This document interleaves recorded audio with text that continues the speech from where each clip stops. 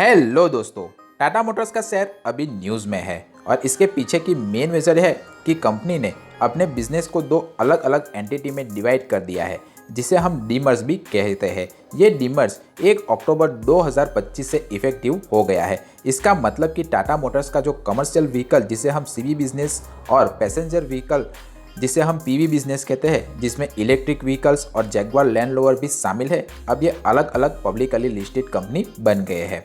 अब जिन इन्वेस्टर के पास टाटा मोटर्स के शेयर थे उन्हें नई एंटिटी के शेयर दे दिए गए हैं। जैसे अगर किसी के पास 50 टाटा मोटर्स के शेयर थे तो उन्हें प्रोपोर्शनल शेयर नई कंपनी के दिए गए हैं। ये स्टेप कंपनी के लिए वैल्यूएशन अनलॉक करने और दोनों बिजनेस को अपने कोर ऑपरेशन पर फोकस करने में मदद करेगा। पार्ट 2 में अगर हम देखें तो टाटा मोटर्स की कंपनी की अगर हिस्ट्री देखें तो टाटा मोटर्स की शुरुआत 1945 में हुई थी, जब इसे Tata engineering and locomotive company Telco के नाम से जाना जाता था। कंपनी ने अपनी जर्नी लोकोमोटिव बनाने से शुरू की। 1954 में टाटा मोटर्स ने डैimler बेंज के साथ मिलकर कमर्शियल व्हीकल बनाना शुरू किया। 1998 में टाटा मोटर्स ने अपनी पहली पैसेंजर कार इंडिका लॉन्च की थी 2008 में, और टाटा मोटर्स ने फोर्ड से जैगवार लैंड रोवर खरीदा, जो एक बहुत बड़ा स्ट्रेटेजिक मूव माना जाता है इस कंपनी के लिए। आज Tata Motors commercial vehicles, passenger vehicle, electric vehicle और डिफरेंट व्हीकल बनाता है। कंपनी का प्रेजेंस इंडिया के अलावा ग्लोबल मार्केट में भी बना हुआ है। टाटा मोटर की पेरेंट कंपनी टाटा ग्रुप है, जो एक रिवॉन्ड इंडियन कोग्निजिन कंपनी मानी जाती है। अब कुछ इंपॉर्टेंट रेशियोज के बारे में हम डिस्कस कर लेते हैं, जिसकी वजह से इस कंपनी की हम फंडामेंटल एनालिसिस करेंगे। तो सबसे पहला रेशियो है price to earning ratio. P ratio एक वैल्यूएशन मैट्रिक है जो कंपनी के शेयर प्राइस को उसके अर्निंग पर शेयर से डिवाइड करने से निकलता है। इसका मतलब क्या है? तो ये रेशियो इन्वेस्टर को ये समझाने में मदद करता है कि कंपनी का स्टॉक कितना एक्सपेंसिव है या चीप है इसके अर्निंग के हिसाब से। इंपॉर्टेंस देखिए पी रेशियो की, तो इंपॉर्टेंस पी रेशियो बहुत ज़्यादा है तो ये स्टॉक ओवर वैल्यूड हो सकते हैं, अगर बहुत कम है तो ये अंडर वैल्यूड हो सकते हैं।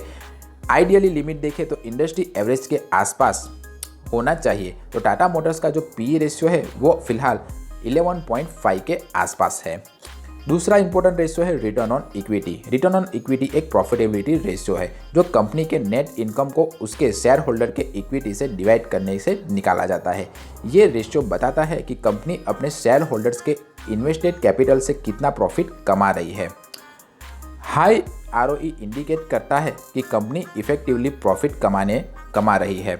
आइडियली 15% से ऊपर आरओई हो तो अच्छी कंपनी मानी जाती है, और टाटा मोटर्स का आरओई अभी 23.18 चल रहा है, जो इस हिसाब से अच्छा आरओई माना जाता है। तीसरा इंपॉर्टेंट रेशियो है price to sale ratio. Company के मार्केट कैपिटलाइजेशन को उसके टोटल सेल से डिवाइड करके निकाला जाता है। ये रेशियो बताता है कि मार्केट में कंपनी के हर रुपये के सेल के लिए कितना प्राइस दे रही है। लो P/S रेशियो इंडिकेट करता है कि कंपनी अंडर वैल्यूड हो सकती है। आइडियली इंडस्ट्री एवरेज के आसपास इसकी लिमिट होनी चाहिए। चौथा इंपॉर्टेंट रेशियो है डेब्ट टू इक्विटी रेशियो। डेब्ट टू इक्विटी रेशियो कंपनी के टोटल डेब्ट को उसके शेयर होल्डर के इक्विटी से डिवाइड करके निकाला जाता है। ये रेशियो बताता है कि कंपनी अपने ऑपरेशन को फाइनेंस करने के लिए कितना डेब्ट यानी कि कर्जा यूज़ कर रही है। हाई डेब्ट टू इक्विटी रेशियो इंडिकेट करता है कि कंपनी ज़्यादा डेब्ट पे डिपेंडेंट है, जो कंपनी का रिस्क बढ़ाता है।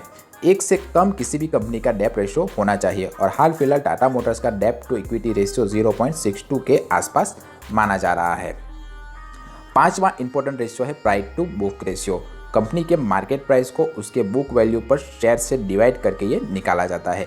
ये रेशियो बताता है कि मार्केट में कंपनी के एसेट को कितना वैल्यू दे रही है। लो P/B का रेशियो इंडिकेट करता है कि कंपनी अंडर वैल्यूड हो सकती है। आइडियली ये 1 के आसपास होना चाहिए, तभी कंपनी अच्छी मानी जाती है। टाटा मोटर्स में जो फाइनेंशियल हम डिटेल्स देखें तो कंपनी का आरओई अराउंड 23.18% के आसपास है, जो अच्छा है। स्ट्रैटेजिक डीमर्जर देखें तो डीमर्जर से दोनों बिजनेस को अपने कोर ऑपरेशन पर फोकस करने में मौका मिलेगा। जैगवार की ग्रोथ देखें तो इलेक्ट्रिक व्हीकल और जैगवार लैंड रोवर जैसे सेगमेंट में ग्रोथ पोटेंशियल अच्छा है आने वाले फ्यूचर में। तो ये 3 ऐसे चीज़ें हैं जिसकी वजह से आप टाटा मोटर्स के शेयर में इन्वेस्ट करने के बारे में सोच सकते हो, पर इन्वेस्ट नहीं करने का भी इस कंपनी में रीज़न है। कंपनी पर हाल फिलहाल ही साइबर अटैक हुआ है। जैगवार लैंड रोवर को रिसेंट ही साइबर अटैक का सामना करना पड़ा है, जिससे ऑपरेशन में काफ़ी ज़्यादा डिस्ट्रप्शन देखने को मिला है। मार्केट वॉलेटिलिटी दूसरा रीज़न है। स्टॉक मार्केट में वॉलेटिलिटी हो सकती है जो शॉर्ट टर्म में इन्वेस्टर के लिए रिस्क बढ़ा सकती है। तो आपका इसके बारे में क्या कहना है, इस कंपनी के बारे में आप मुझे कमेंट करके बता सकते हो। क्या आप इस शेयर में निवेश करना चाहोगे या नहीं? अगर आपने इन्वेस्ट किया हुआ है तो भी आप मुझे कमेंट करके बता सकते हो कि आपने कितना रुपए डाला हुआ है और इसके सामने आपको कितना प्रॉफिट मिल रहा है। तो आप क्या करना चाहते हो टाटा मोटर की कंपनी के बारे में मुझे कमेंट करके ज़रूर बताइए। वीडियो अच्छा लगा हो तो वीडियो को लाइक कीजिए, चैनल को सब्सक्राइब कीजिए। मिलते हैं अगले वीडियो में, तब तक के लिए बाय बाय।